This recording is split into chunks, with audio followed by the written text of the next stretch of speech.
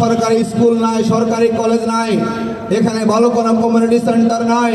জনগণের জীবনে মান স্বাভাবিক রাখার জন্য যেই দিকগুলো প্রয়োজন ছিল, এই ঢাকা 11 সংসদীয় আসনে আমরা তার কোনো কিছুই খুঁজে পাচ্ছি না।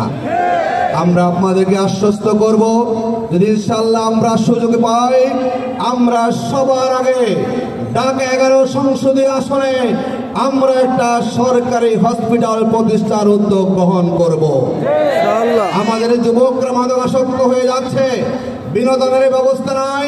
ইনশাআল্লাহ আমরা খুঁজে এই ঢাকা 11 সংসদীয় আসনের প্রত্যেকটা থানায় কমপক্ষে আমরা একটা করে খেলার মাঠ আমরা তৈরির উদ্যোগ গ্রহণ করব। এখানে একটা সরকারি স্কুল ইনশাআল্লাহ আমরা করার চেষ্টা করব। এখানে সরকারি কলেজ একটাও নাই, ইনশাআল্লাহ আমরা সুযোগ পেলে এখানে আমরা সরকারি একটা কলেজ আমরা প্রতিষ্ঠা করব।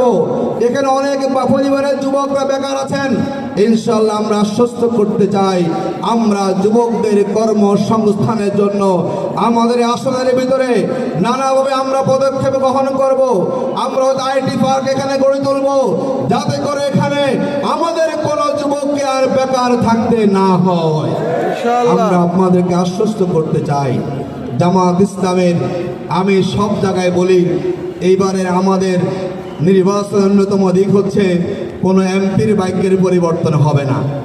এবার আমাদের ঘোষণা হচ্ছে, যারা যেখানে এমপি হবেন নির্বাচনে হলফ নামে একজন এমপি প্রার্থী যেই তার সম্পদের বিবরণ দিবেন, তিনি 5 বছর এমপি থাকবেন, তার সম্পদ বাড়বে না। এবার আমাদের স্লোগান হচ্ছে, জনগণের সম্পদকে আমরা বাড়াবো ইনশাআল্লাহ।